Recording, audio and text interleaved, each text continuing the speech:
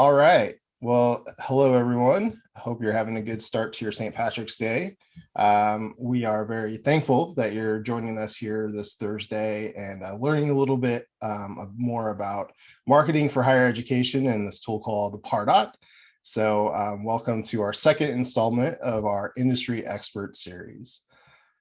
And I am Matt Palmer, so you may have met me before, and if you have not, I'm the Director of Client Services here, and happen to be Pardot certified myself. So if you are an existing client, you may see me on some of these trainings that we do for our clients, but today is really about highlighting the tool of Pardot and how that can be used for higher education.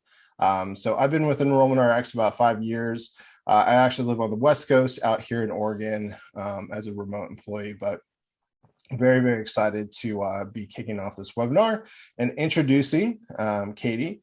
And I'll let her introduce herself here in just a minute. But Katie is a newer addition to our team. She comes from a wealth of experience, including using Pardot at a higher education institution at Walsh, and she's also Pardot certified. So we're really excited to have Katie share some of her knowledge today on how this tool can be leveraged and kind of go through some use case scenarios. But with that, Katie, why don't you tell us a little bit about yourself? Yeah, thanks, Matt. My name is Katie Scanlon. I'm an implementation consultant. I joined the company last year. Prior to that, I worked in higher education for about 10 years. I started as an admissions counselor and most recently was the operations director for Walsh University in Northeast Ohio. In that role, I served as both the Salesforce and Pardot admin. I was using Pardot, working in Pardot on a daily basis. So I'm excited to show you kind of some use cases for some of its features. So thank you so much for joining today. Excellent. All right, so let's take a look at our agenda for the session today. So really, we're going to kind of start with what is Pardot as an overview. So we have some guests that are joining us today as well. And so maybe you've never even heard of Pardot, have no idea what that is. Maybe you use Pardot today. So this is going to be a little bit of an overview. And then we're going to really kind of go into some use cases and scenarios. So today's training or session is going to be very scenario based. So we want some kind of real use cases that you might encounter as a higher educational professional that you might run into. And so we're going to kind of go through some of these different attributes, such as leveraging Pardot forms, leveraging different types of communication and communication templates, leveraging many of the automations that Pardot has to offer to maximize your enrollment funnel. And then finally, we're going to kind of go into some Q&A at the end and some resources. So real quick on Q&A, there is a Q&A box that is at the bottom in your Zoom. And so please use the Q&A, not the chat, so we can get to each one of those. I will do my best to field those through the presentation today. But any of those that you want to put into the chat box, we'll get to at the end as well, and have some time for that. And then finally, we want to make sure we're doing the best that we can in providing you guys great content. So there's going to be a survey that pops up at the end of today's session, as well as one email to you. So if you don't get to it then, an email, those really help us out so that we can continue to provide the best content for our customers and guests. So I just want to make a quick note on that as well. So with that, let's talk a little bit about what Pardot is.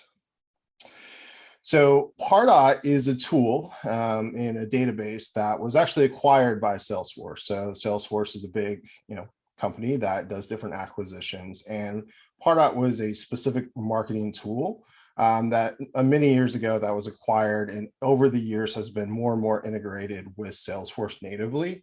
And offers a lot of kind of rich features that Salesforce kind of out of the box doesn't offer when it comes to nurturing and email automation. So the question is, why Pardot? And there's a few things that, in my experience, what I've seen with Pardot that is really nice. And one is it's very user-friendly. So it's something that, any marketing professional can kind of go into and navigate much more cleanly than some other solutions.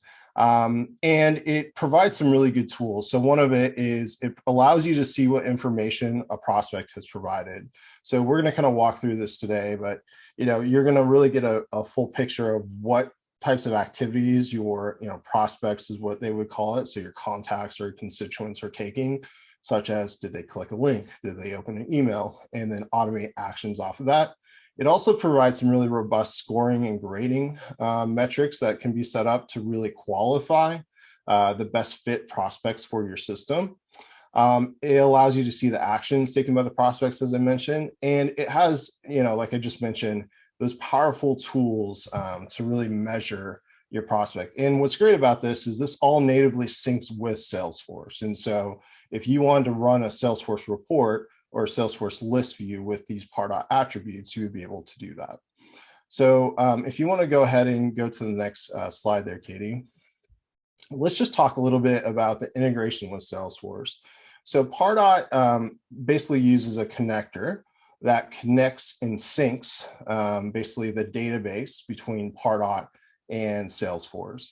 And so depending on the version of Pardot that you have, because there are 3 different versions, you have some more control over what might sync. But natively, leads, contacts, and accounts sync between the 2. So any contact record that is created in Salesforce, as an example, maybe through an applicant portal, that will automatically then sync over to Pardot and the attributes that you want to have defined in Pardot. Conversely, you can have entry into Pardot, such as through a form, that then can automatically get synced over to Salesforce accordingly. So those are some nice features. At Enrollment RX, we actually add one more enhancement to that, where we leverage something called a touch point, where when that form is filled out and that person is created in Pardot, when they then convert over into Salesforce, the lead is converted, that creates basically a touch point, meaning that they raise their hand.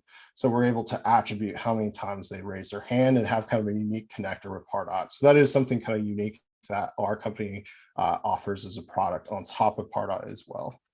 And then, so that's kind of as a whole, kind of how the 2 systems work together. We're not going to take a deep dive on all the connector settings because there are a lot there, but this is more just kind of an overview. So Katie, if you want to kind of go to the next slide here. We're going to kind of now dive into some scenarios. So talking about some real case scenarios and how this might, kind of connect together. And so the first scenario that we're going to walk through together is that, and we're like, Katie and I were kind of brainstorming on this of like, what are some real things that we've seen in our time? So the first one is your institution has started a new undergraduate accounting program, and the VP of enrollment wants to start capturing information from interested prospects and contacting them via email. So Katie, with that, I'm going to kind of hand it over to you and walk through how you could kind of solve for this in Pardot. Thanks, Matt. Yeah, so in the scenario that Matt mentioned, we want to start building an audience for the new accounting program. Luckily, Pardot has an easy way of doing this through the use of forms. So forms are used to collect information from visitors to your website or a landing page.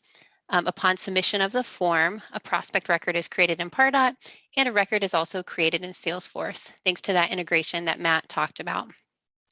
So Pardot forms can easily be added to a landing page or added as an iframe to an existing page on your website.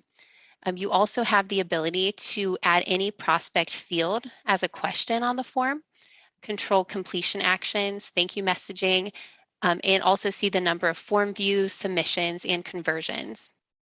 So I did want to point out there's a difference between what are forms and also form handlers, which you might be familiar with in Pardot. And it's important to kind of understand the difference. So a form handler is basically a snippet of code that can be added to an existing external form that would then connect it to Pardot. In most cases, you would want to use a Pardot form because you have full control over that form. But there are definitely use cases for form handlers, such as forms that might be used by other departments on campus that feed into various systems. So this would allow you to insert that snippet of code and then have those prospects go into Pardot. So having the information going into Pardot through the form handler is obviously better than not having it go into Pardot at all. So I mentioned that forms can be added to Pardot landing pages. So a landing page created in Pardot is oftentimes created for one specific call to action. And Pardot's landing page builder allows you to easily create the landing page, brand it like your university's branding using layout templates, and insert a Pardot form that you've created. In our scenario, we could create an accounting landing page asking students to request information or request a brochure by submitting a form. So, and then once you create your landing page, your link for your landing page can obviously be then used in your marketing campaigns. We're not going to go into the landing page builder today, but I do have a resource on the resources slide at the end of the presentation regarding landing page best practices. I did want to point out as well that Pardot does have a newer landing page builder that came out in a recent release last fall. It does provide a little, bit more functionality. We don't have too many clients taking advantage of it yet, but there are a lot of resources online about the new landing page builder. So that's just a brief overview of forms, and we're going to be going into Pardot here in just a couple of minutes to look at a form. So the next step regarding building an audience would be that, now that we've collected student information, we can start adding those prospects that are entering Pardot to different segmentation lists for outreach. So there are both one-time segmentation lists in Pardot as well as dynamic lists. To create a dynamic list, we can set the criteria, we can set up criteria or rules to determine which prospects are pulled into a list, and that list is constantly being updated. As prospects meet the criteria, they'll filter into the list or filter out as they no longer meet the criteria. An example of criteria that I constantly use was the admission status field, right? So depending on where students were at in the admissions funnel, I could have different segmentation lists for those different admission statuses, and then obviously communicate different information depending on where they were at and what their status was. A segmentation rule is also based on criteria, but it's a list that's run one time. So it's basically a snapshot of certain prospects in Pardot at that given time. A use case for that might be if you wanted to, create a list for a one-time email, for example. So for our purpose, where we want to, go after our accounting inquiries, we would want to create a dynamic list, which I'll show you here in just a couple of minutes. So in addition to creating segmentation lists, we can also qualify our prospects that are coming into Pardot. And that can be done through Pardot's scoring and grading.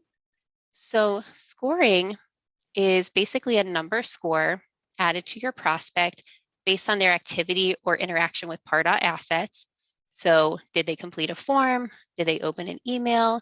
Did they click on a specific link within an email? Their score can go up based on those activities. So Pardot does have default scoring set up, but you can definitely adjust that according to, whatever score you want for these different activities. And then that scoring can help you prioritize outreach. Pardot grading is a little bit different. So it's a letter grade, A through F, and is based on field values that you have for a given prospect. So you basically determine what an ideal prospect looks like, and prospects in your system that more closely align with that profile will have a higher grade than prospects that do not.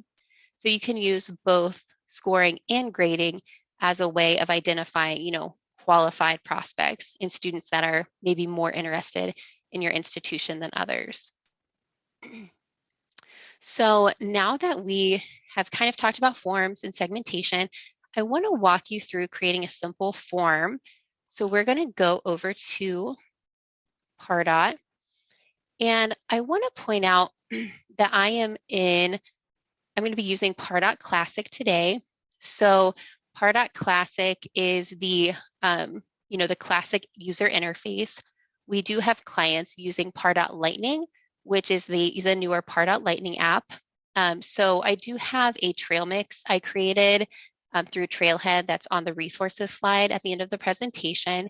So if you want to learn more about Pardot Lightning, if you're still using Classic, you're more than welcome to take a look at that trail mix.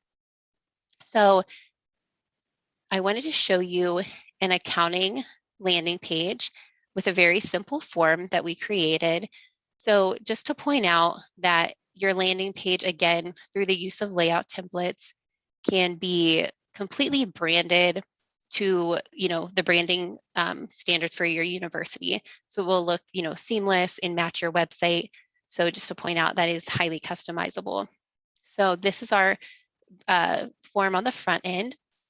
And then if we want to go on the back end and edit our form, we can do that. So this is our form. We can click edit. And we can go through this just really helpful and easy to use, builder for our forms. So on the first section, we can edit basic information such as name and where it's stored. On the next tab over, we can edit the fields that are showing. So the questions we're asking students on the form. So as of right now, we just have a couple of questions being asked. So if we want to add another field, say that, your admissions representatives, in addition to emailing students, they do a lot of phone calling. So we want to add the phone field as one of the questions. So you can select the prospect field, either default or custom fields. You can change the data format to a number. You can easily make it required or not. On the advanced tab, we can customize the error message, add CSS, add a description, and these checkboxes down here. So you can decide if you want to check these or not. So we can decide if we want the field to display, even if the student has already completed it. If you don't check this, if they were to go back to the form more than once, if they've already completed the field, it won't show. So you might want to check that. In a lot of instances, you'll want to pre-fill a form if you have prospect information, but if you do not, you can always check this box. And then this last one allows you to maintain the initial value for the field, even if a student submits the form more than once. There's a couple of other tabs, which we're not going to really dive into, but there's progressive profiling and our dependent tab. So with progressive profiling, as students maybe come back to the form more than once, as we gather more information for that student, new fields can appear so that every time a student goes to submit a form, we're kind of expanding our knowledge about that prospect. So that's progressive profiling. A dependent field, so that would be based on a field, a field would appear if the selection in a previous field, based on the selection of a previous field. The easiest example would be if you have a mailing country field and a student selects United States, then we have a state field appear and they can select their state. But you only want that field appearing if they select United States.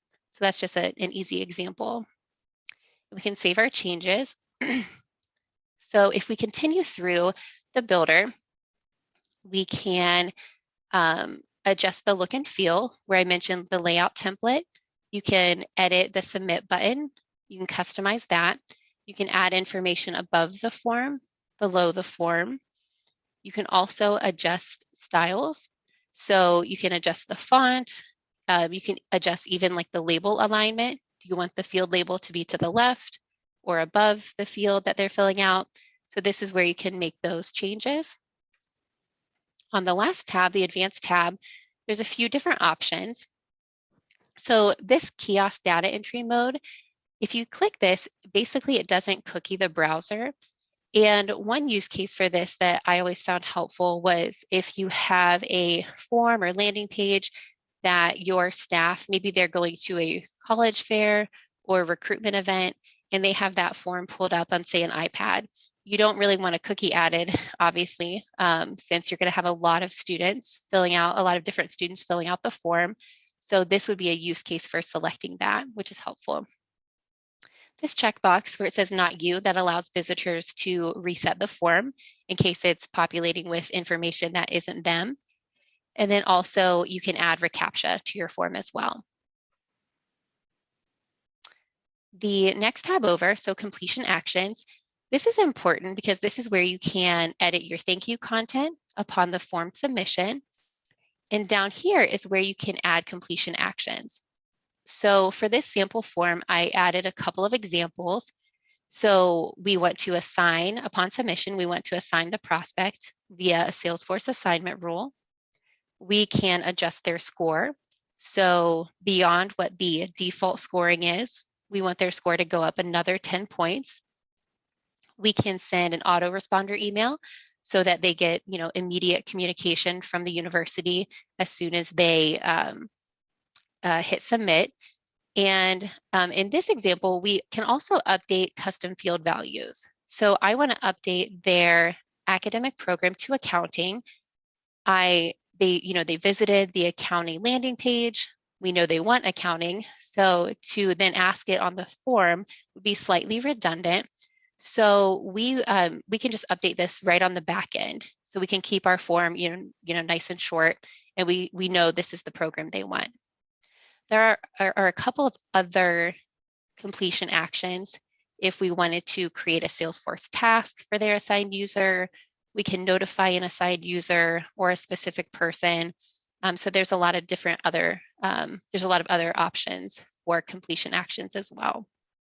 So with that, we can save our form, and then we can see, just how easy it was to add that phone field. And then if we go back to our form page on the back end, we can also see what prospects have completed the form. So in this example, we have Allie Accounting. So when she submitted the form, this prospect record was created. And we can see that in her prospect activity, that she successfully completed the form. And then through the completion action, she was sent that autoresponder, thank you for your interest email. We can also see that on her custom fields, her accounting or her program was updated to accounting. So she didn't have to provide that, but we were able to do that through a completion action. I also wanted to point out that if you click on this little cloud icon, this will take you to her contact record. So again, we talk about that integration with Salesforce, and we can see that her prospect record was created in Pardot, and then this accounting record was created, or this contact record was created in Salesforce as well. So we can see her information here. Her program of interest is accounting.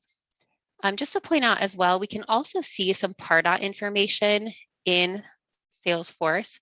So you can see her engagement activity, so the emails that she was sent and the form that she completed. You can also see some Pardot fields, such as when she was created, her first activity, as well as her Pardot score. The nice thing is having this information in Salesforce is that your admissions representatives have access to this. So they might never go into Pardot, but they're in Salesforce, on a daily basis. So it's still nice that they have access to this information.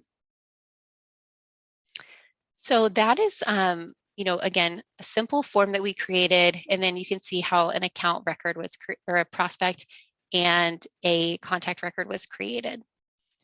So we also had gone over creating dynamic lists.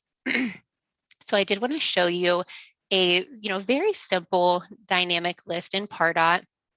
So you can see this new accounting inquiry list that I created. You can see that it is dynamic. If we want to edit this list, this is where you can set your rules. So that criteria that pulls students into a list. So in this example, again, very simple, it's a very simplified list. You can see that based on their custom field of admission status inquiry and their custom field in their academic program is accounting. So I want to pull any accounting inquiry into my list. But you can get very specific with your list. Maybe you want a list for a specific counselor, so a specific assigned user. There's a lot of different criteria you can add. So it doesn't always have to be based on just field values. You could select criteria based on the number of email opens in a given time frame. You can base it on if a student completed a specific form or not. You can base it on if they visited a landing page. So there's a lot of different rules you can add in addition to just field criteria. So once we've set our list rules, we can go ahead and run those. And you can see the students who are pulling into that list. So again, that's just kind of a brief overview of dynamic lists and forms. So we're going to go back over to our presentation. So now that we have built our target audience out, so we have prospects coming in through the form, we have a dynamic list created, we can start building out personalized content for those students. In the accounting scenario, we want to obviously promote a new program and then drive students to apply. So based on this, we need to craft email templates to be used in an email campaign. So I wanted to point out the difference between email templates versus list emails. So email templates can be created and used more than once and can be used in other Pardot assets, such as an engagement studio, which we're going to discuss here in a minute. List emails cannot be reused. Even though you can copy and edit them, you can't really use them in other assets in Pardot. So those are really more for like one-time or ad hoc emails. So I did want to point out the difference between those. So for our purpose, for an engagement studio, we want to create email templates. And then once we are creating our email templates, there are different methods of personalizing our email content. So that's the nice thing again with that sync between Pardot and Salesforce is that we can use prospect details to personalize their communication. And we know obviously a personalized email geared towards a student's interest is, probably going to mean more to them than just a very generic email that you're sending out to everyone. So 2 examples of personalization are handlebar merge language, or HML, and for some clients, depending on your Pardot edition, dynamic content. So handlebar merge language is Pardot's way of inserting merge fields into Pardot assets. So newer Pardot accounts have HML enabled by default. Older Pardot accounts might still be using what's called Pardot merge language, but you do have the ability to enable HML at any time. So HML offers kind of like an updated merge field picker that's more aligned with Salesforce Lightning emails. And it gives you the ability to insert sender and recipient fields into an email. One nice thing about HML is that you can also do conditional personalization. So the most common example I can think of for this would be in the greeting of an email. You might want to insert their preferred name or nickname, but if they don't have a nickname listed, you want to use their formal first name instead. So that conditional personalization using HML can help you do that. So if there is no nickname value, you don't want it to be a blank value, you want to insert their first name, and you can set that up through HML. Dynamic content is another way to personalize email content. So basically, you can set based on field values or what are called variables. You can insert dynamic content based on a field value. So an example might be a program of interest. So depending on a student's program of interest field value, specific program content will appear in the body of the email. A benefit of dynamic content is that you can streamline the creation of templates. So instead of creating, 20 emails, one for each program, you can create one overall email template with maybe the same header and footer information. And then the dynamic content that's in the body of the email is really dependent on whatever program field value the prospect has.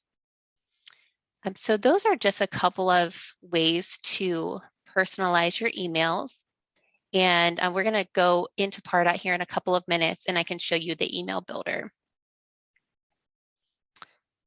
But I did want to talk about Engagement Studio. So now that we are building out our content, we can add those email templates to an Engagement Studio, which is basically email automation that goes a lot further than just sending emails. You can also determine different paths for prospects based on their information or based on their interactions with Pardot assets. And within Engagement Studio, there are 3 different what are called elements available. And I'm going to be showing you an Engagement Studio in a couple of minutes, which might help this make more sense. But there's 3 different elements. So we have actions, where we can do something with a prospect record. For example, we can send an email. There's triggers, where you're basically waiting for a prospect activity or an event, such as have they opened an email, completed a form, clicked on an email link. And then we also have rules, where we can define paths for prospects based on criteria. So we can, have them receive different emails and go down different paths depending on information on their prospect record. Using the elements available, you can really make engagement studios to be very simple to very complex, depending on how many paths you have within the engagement studio. Different examples of engagement studios would be like a drive to apply campaign, which is kind of what we're using it for in our scenario today, an admitted student nurture campaign, maybe event invitations or follow-up. I've even used Engagement Studio, to outreach to parents, parents of our, applicants. So those are just some different use cases for Engagement Studio. So with that, we are going to hop back over into Pardot. And first we want to start off with our emails. So this is an email template, and we can go ahead and edit this template. And this email builder is very easy to use and allows you to click over here, and then you can edit the email on the right-hand side. You can see these variables or these merge fields that will be specific to the student. So we've inserted their first name, we've added their user, so the assigned user signature. So we want the emails to appear that they're coming from the student's admissions counselor. So we can just insert that here. I can insert that using this button, using the variable tag button. If you have HTML enabled, this will say merge field. And this is where you can insert dynamic content that I mentioned. So you can insert that using this little lightning icon right here. And so that's how you can easily personalize this email.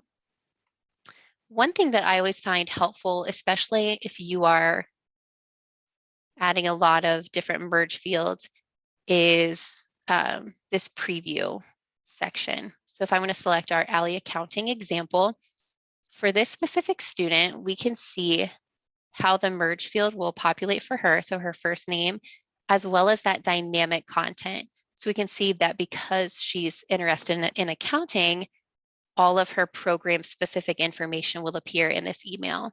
So I always found that really helpful to see how for different prospects, what that dynamic content is going to look like.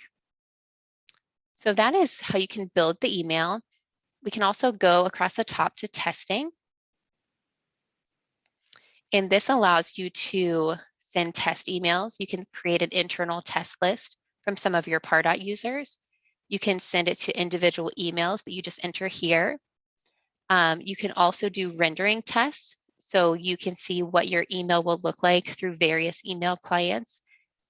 So this is always really helpful to use. And I highly recommend testing your emails as much as possible, especially if you have a lot of that dynamic content. And I always found it helpful back when I was using Pardot on a regular basis. I would always like to have kind of my email content built out ahead of time, maybe outside of Pardot, whether in a Google Doc or Word doc. And by the time that was finalized, I could add all the, finalized content into Pardot. And then at that point, I was really focused on testing The emails more for, dynamic content, rendering, making sure merge fields were working. So I always found that to be really helpful. And then if we go to the next tab over, which is sending, we can see where we can add our sender information. So it can come from an assigned user, a general user, or a specific person. You can also add a custom reply to address. So, I used to have a lot of emails that were sent, from someone on campus. So whether it was a professor or staff member, but if students were to reply, I would want it to go to their assigned user or their, assigned admissions representative. So I would always have it, being sent from the professor, but any replies would go back to the admissions team. And then here you can add your subject line and you can personalize and insert merge fields into your subject as well. With that though, we're able to publish our template. So it's ready to be used for an engagement studio. So if we hop over to my next tab here, I have a sample engagement studio already built. And this is, kind of where you can build out your engagement studio. I'm going to zoom in a little bit because it's kind of hard to see, but you can basically click on this start section and you can add your basic information for the engagement studio. We can add our recipient list, which is that dynamic inquiry list that we created earlier. We can add a suppression list. So if there's any students we don't want to receive the email, we can add a suppression list here.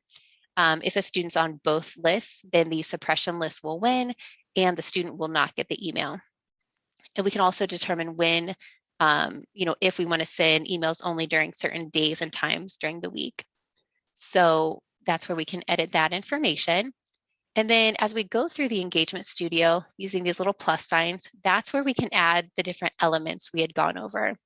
So in this first example, this is an action. So we want to send an email. We can select a specific template and we can decide when we want to send it. So do we want to send it immediately? Do we want to wait? Or do we want to set it up to be sent on a specific date? So this is one example of an action. Then we have another email going out. We can wait, 7 to 10 business days. In this case, we, added 7 days.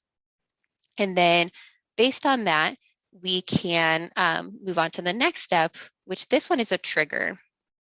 So this is where we're waiting for that event, if you remember. So we want to see if the email was opened, and we can select the specific template we want to wait for to see if they open. And we can wait a number of days before before it's determined if they open it or not, or we could wait up to a maximum of, a certain number of days as well. And then based on that, it can determine different paths. So did they open the email? Yes, then they'll go down this path, or no, they can go down the other path. And if they go down this path, I added a notification for their assigned user because it's, an important template. We want to notify their admissions rep if they open it or not. And then as we continue down the engagement program, this is an example of a rule. So in this example, we want to wait to see if their state is Illinois. If it is, then they're an in-state student. They get certain information. If not, they get a separate email, right? So this is where you can select a default field or a custom field. We can also add conditions to make it a complex rule. So we can add additional criteria. So maybe we want to know if they live in Illinois and their assigned user is a specific person. We can have them go down a certain path. So again, in this example, we said yes, they live in Illinois. Then they're going to get an in-state tuition email. If not, they get an out-of-state tuition email. At the very end of the engagement studio, just as another example, I have a task created to notify their assigned user that the student completed the program and that they should follow up with that student. Other examples of things you can do, and I know I've done this in the past, is, as students are finishing an engagement studio, you can add them to another list, which is done just by, again, it's just another form of an action. So we can add them to another list, and that list is everyone who's been through the engagement studio, and then we know we can do additional outreach to those students. So that is, again, kind of a simple overview of Engagement Studio. You could spend hours learning about Engagement Studio. I do have the user guide for Engagement Studio on the resources slide at the end of the presentation, which I find to be really helpful. So we're still in our builder, right? So in Engagement Studio, you can build, then you can test what you've built. And I always found this to be really helpful as well. So you can begin your test and you can run through the different paths.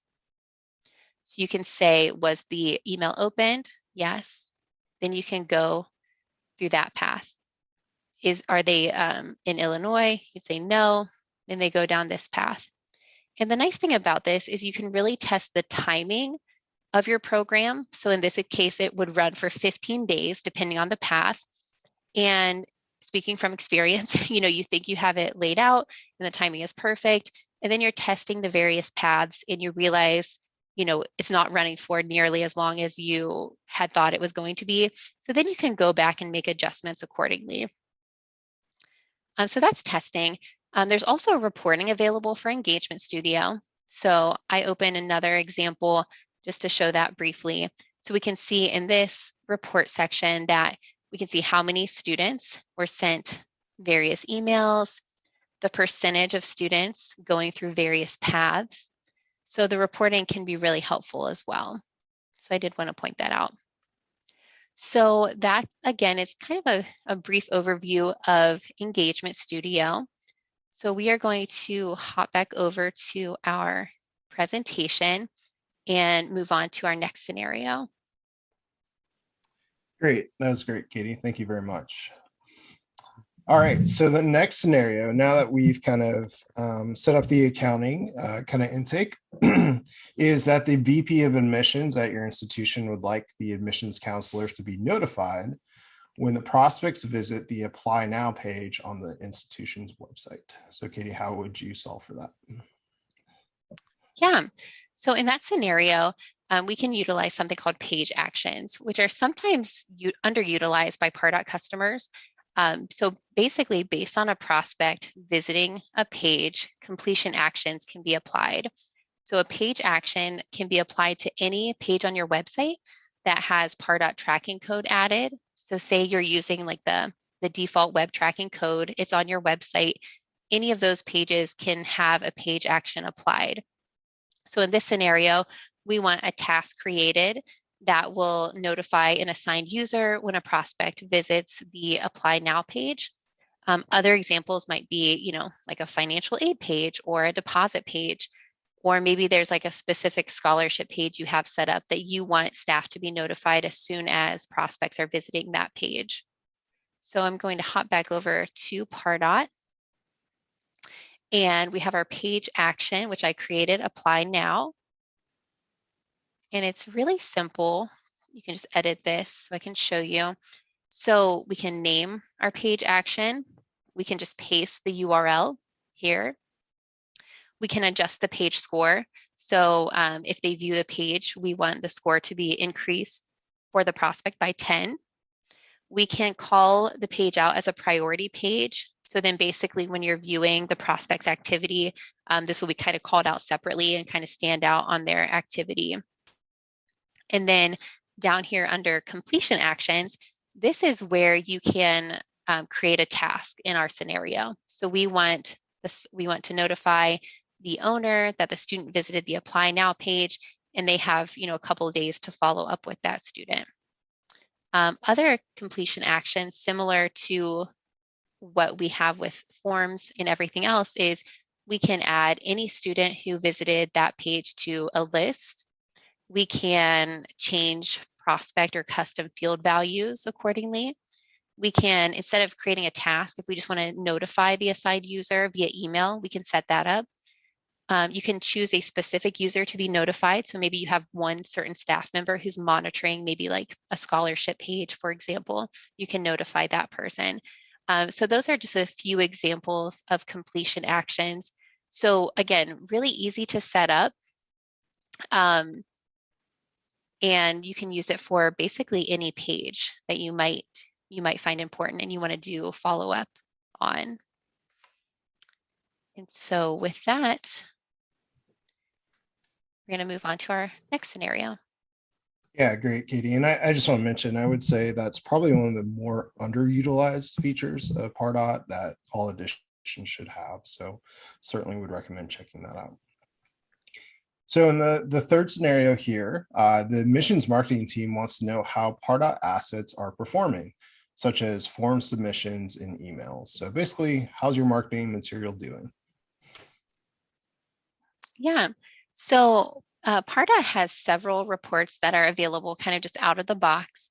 And those reports are going to be mainly used by your Pardot users, your marketing users, not necessarily, like your admissions counselors on a regular basis. But like Matt said, it's basically lets you see how marketing assets are performing and lets you know if you need to make any adjustments. So I've listed a few different types of reports here for you. So we have our form reports. So the form report allows you to see like the number of views on a form, the number of submissions, conversions, as well as errors. So if you're seeing a lot of errors on a form, maybe that lets you know that it's, you need to test your form. Maybe it's not quite as easy to complete as you thought it was. So that's a good use for form reports. Landing page reports also show you the number of views as well as form submissions if you have a form inserted onto the landing page. And we also have list email reports. So both list email and template reports show you things like click-through rate, unique clicks, the number of emails sent, the number delivered, etc. And we'll look at a couple examples of those. And then the last one is Pardot campaign reports. So campaigns in Pardot, which we're not really talking too much about today, they serve as the first source or the first campaign that your prospect interacted with, which is different than from how like campaigns in Salesforce work, right? So each prospect can only be assigned to one Pardot campaign. And this report basically shows you how many prospects are associated or generated by each campaign. There is a newer feature called connected campaigns, which allows you to kind of align your Pardot campaigns and your Salesforce campaigns. It does allow for additional reporting out of Salesforce. There's different implementation steps you can take to enable connected campaigns. Some definite pros and cons with enabling that. We don't have too many clients, I don't believe yet, taking advantage of connected campaigns, but I did want to point that out. So we're going to go back into Pardot quickly, and we can see our reports. So how I got here was this reports tab on the side. Again, I'm in Pardot Classic. If you're in Pardot Lightning, there will be a Pardot reports tab across the top of your Lightning app. But in this example, this is a Pardot campaign report. So we can see our different campaigns listed on the bottom. We can see the number of prospects associated with each campaign. If we go back to reports, we can look at our different marketing assets. So say we want to look at our email templates. We can see several templates here and the number sent, delivered, bounces. Hopefully there's not too many hard bounces. You can also see the number of opens as well as the click-through rate. If we click on an individual template, we can kind of drill down into that specific template. We can also click on this click report button, and we can see that if there's specific links within the body of the template, we can see how many unique clicks each link had. So that's another use for the email template reports. And then we can also look at our forms reports. So this is where we can see, again, the total number of views, the number of submissions, as well as errors in case students are having trouble completing the form. So again, that's just kind of a brief example of a few different out-of-the-box Pardot reports. And with that, we can go to our final scenario.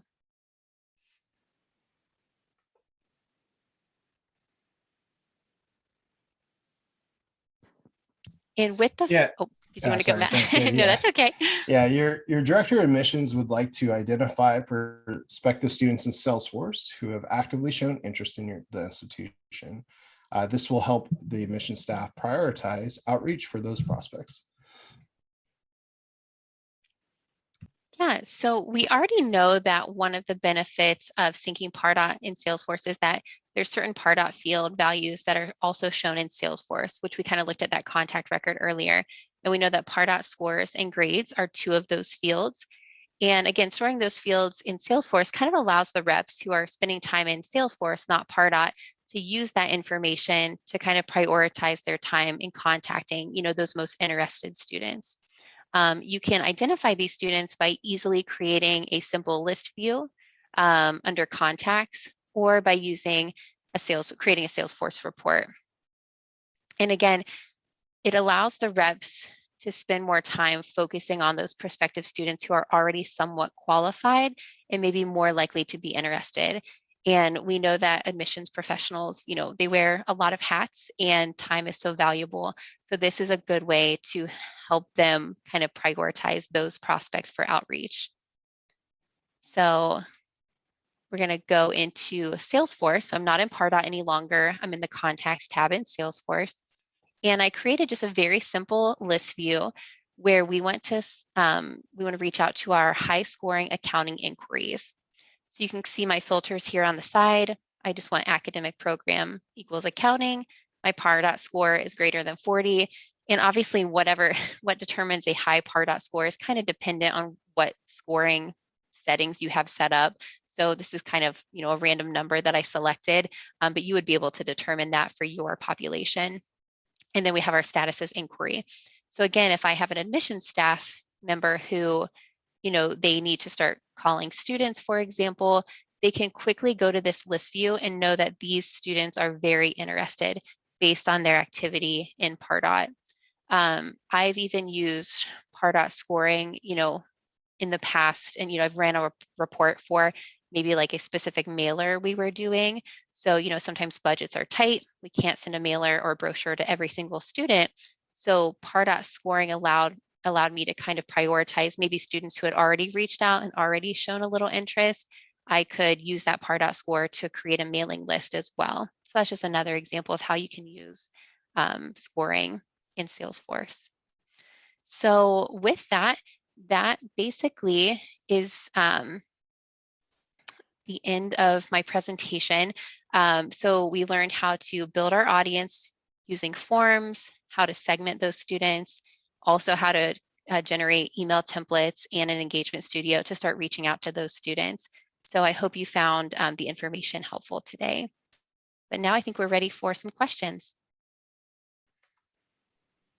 Yeah, great job, Katie. Thanks for walking through that. So we had a few Q&As come in that we can both kind of speak to. So let's start with the ones that were asked earlier. So Gisela asked, can a Pardot prospect status sync to the Salesforce contact record? For example, if a prospect is in the recycle bin, is there a way for it to show in the contact record? And Lauren chimed in that basically you can run a report where if the URL, so on the contact record, you'll see basically a Pardot URL. And if that record is archived, then that should be blank. So basically you can run a report with all the records that have a blank URL. And that is a way that you can kind of segment those two. So that was one question that was answered. Lexi asked a question basically around the use of events. So she asked, we use Pardot but haven't used a format or events because we want to be able to easily enter which students the event came, or which event students came from. Do you have a suggestion on how we might use Pardot form in kiosk mode and still have a chance to enter the event from where those students came from? And I think they're like simple campaigns. So, Lexi, I think this is something we can take a look at together. Essentially you can connect a form to a particular campaign, especially if those campaigns are what's called a connected campaign. So you can kind of enter those prospects in as long as they have a matching email and associate those, and those will sync over to Salesforce. But that's something that definitely could be explored further together as well. And Katie, on any of these, if you want to chime in, feel free as well. This is a good question from Daniel. Can page actions be used with a community digital experience in Salesforce? So for those of you who may not know what a digital experience, what Salesforce used to call a community, it's basically applicant portal or a logged in experience that's hosted Salesforce pages. I haven't tried this before, so it's a really good question. It's something that I think could be explored. Essentially, with page actions, you're taking the tracking code of a Pardot campaign and dropping that into the HTML of the page. So I think that would need to be kind of explored. Because it's a Salesforce page, there's some native kind of protections around it, right? It's permissions based, so that would have to be explored. Katie, I don't know if you've had any experience with that particular scenario. No, I have not actually. Yeah, so that's something that we can kind of look into and kind of circle back around with you, but that's a good question. I know with our form builder tool, we have kind of a template builder that can sit on top of the community. And with that form builder tool, that snippet code might be able to just be placed in there and tested that way. So that's something that could be definitely looked at. Karen asked, I might have missed this, but is a page action added to an engagement studio? And I don't believe it is. Is that right, Katie? I don't think a page action is part of that. I don't believe so. Yeah, typically a page action is something that's done through content. So there's a content, and then you go to the page action itself and set that up separately. One thing I would say, though, is that you can evaluate in Engagement Studio. So one thing that we didn't cover today, but that is also part of Pardot, is something called a custom redirect. So a custom redirect essentially is a tracked link that redirects to a new website that's kind of native to that. And so a custom redirect could be something that could be evaluated. For example, if you dropped it into an email template as part of your Engagement Studio. So, that's something that could be part of that evaluation process, but I don't think the page action itself is part of it. Teresa asked, let's see, how do you add Pardot tracking to a page? So as far as Pardot tracking to a page, we can essentially, so the way that that's done, Teresa, is through the campaign. So when you go to a campaign, a Pardot campaign, if you go there, you'll see something that says tracking code, and anything associated to that campaign. And typically out of the box, it's like website tracking is what it's called, but you could do it for any campaign that you create. You can essentially then snippet that code into a page that, like if you're using a Pardot landing page, for example, is going to natively kind of be there because it's associated with the campaign. But if you're using it on an external page, that can do. And then what's nice about that too is that also tracks visits to that external page. So if you want to kind of track the number of visits in like quote unquote website tracking in that example, that could be done. And then that connection between those two should sync up for the page action. But if you hit any issues with that, just feel free to open a ticket. Let's see. Lexi asks, are you able to provide assistance in setting up Pardot engagement plan scoring actions as managed services? Or do you have suggestions for consultants that specialize in Pardot? That's awesome. So yeah, so we do have a number of Pardot consultants on our team, Katie and I and others that have quite a bit of experience with this. So certainly as part of managed services, you can reach out to me and Misty, and we can explore your needs. We can definitely provide some specialized kind of assistance in that capacity. Probably a little less so in like the actual creation of digital, styling. But when it comes to the configuration kind of things, like one thing that's pretty common we see with clients is like there's basically two versions of a connector. So a historic connector and then like what they call a V2. So if you've had Pardot for a while, you can upgrade your connector. there's some steps with that. So like that's something we can help with. We can help with some guidance on engagement plans and things like that. So, or if you just need a strategy around scoring and grading, we actually have like a workbook that we can provide for you with things like that too, to kind of help you get going. So we're happy to chat with you further. Let's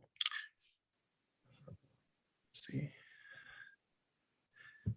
Jade asks, I know emails can be copied and pasted from to keep the general look and feel, but if I wanted customized footers for each admissions counselor, for example, would that be considered dynamic content?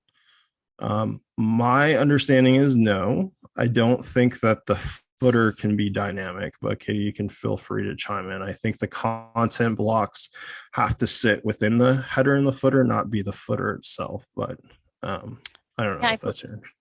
yeah, I believe so. And I think you can, I mean, you can set up like obviously different user signatures on their user record that can be Right. dynamic based on who the, assigned user is. I'm trying to think what else. We have another client I know, they use something called snippets, which is another feature depending on your Pardot edition, which is again, I think a newer feature, but they use Right. snippets to kind of edit that, not necessarily the footer, but kind of like the signature information for the admissions counselors.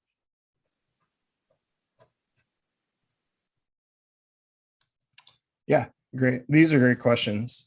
The other thing I would just mention, and not just kind of take a deep dive today, but Pardot continues to add more and more features because it is a Salesforce product. And some of the things that we talked about today are going to be, things that are all native and will provide sales resources native to Salesforce. There are some new features that I just want to call out just real briefly here. One is something called connected campaigns. I'm not going to take a deep dive on that at the moment, but essentially it's a newish feature of Salesforce that's kind of a prerequisite to take advantage of some of these kind of new features. So it's kind of like a staggered kind of thing where you need V2 connector, which all new clients have. And then you need, connected campaigns, which you can select campaigns to sync with each other, which allows you to use things like snippets, like Katie just mentioned. So if you're curious about that and you're a client, you want to explore that further, open a ticket, reach out to me, Misty or myself, and we can certainly explore that with you. And then the final thing is there's a new email builder and a new landing page builder that's slightly different than what you saw today. And those are things that you can explore, set up in an org if you have Pardot. I'll just be kind of upfront that there's pros and cons. The reason why we haven't really highlighted those too much is they're pretty new, like within the last, like the landing page builder, I think is 2 months old and the old one still works. And so what I will say from the experience I have had is it's a little bit more drag and drop. So if you've used like MailChimp before, it's maybe a little bit more similar with that, but there's some differences to kind of navigate. So all that to say, we just want to kind of give a high level of Pardot today and kind of walk you through that. But if you have some additional questions, there's some great resources out there, but need, some guidance from us as well in managed services, we're happy to. All right, great questions. Thank you very much. So Katie, if you want to kind of navigate through the last few slides here. So the deck, I think a question came up. We'll share the deck in the recording on our RAD Navigator. I think it'll be publicly available as well. But this here is essentially some really good resources that Katie put together on what's called a trail mix. So if you are not familiar with Trailhead, it's basically a learning management system by Trailhead Salesforce. So this will walk you through a lot of just great features in Pardot. Best practices around email deliverability, that's a big one. An engagement studio guide, which Katie mentioned earlier. Landing page best practices, and then handlebar merge fields. So again, those handlebar merge fields, there's some really great like conditional logic you can put into that. Like, so the most common one I see is if preferred name is blank, use first name, right? So you might have a preferred name field. So it just gives a lot of flexibility. So I definitely would recommend checking out these resources. And Katie, if you want to expand on any of those, feel free. And then finally, our Rad Navigator. So we post all our webinars in our expert series at the end here. So this has our user manuals, our video library, and our guides. We don't have a user guide on Pardot because it's a Salesforce product, but we will post this particular webinar within our Rad Navigator as well. And then if you're a guest with us and not familiar with what Enrollment RX is, basically it's just a solution that sits on top of Salesforce for out-of-the-box functionality for recruitment and admissions. So Pardot plays a hand in that. But as I mentioned earlier, we even have some unique features that kind of connect with Pardot, some additional tools for assigning records and things of that nature. And so whether it's integration, communication, which Pardot plays a part of, checklist, portal, all those things kind of work seamlessly with Pardot to communicate the needs to the students. And you can go to the next slide here. And again, this just sits on top of Salesforce native products. So, Core Reader, which is our, evaluation tool, Events RX, Form Builder RX, Import RX, and Events RX as an example uses the campaign object, which natively syncs with Pardot. So we even have a lot of clients that use a lot of communications for events in Pardot as well. And then if you'd like to learn more, here's just our intro here. You can reach out to info@enrollmentrx. Obviously, if you're an existing client, you can always reach out through Jira or to myself or Misty. And if you want to go to the next slide here, Katie. We have 2 more sessions coming up for our industry expert series. So the next one will be with Matt Tate.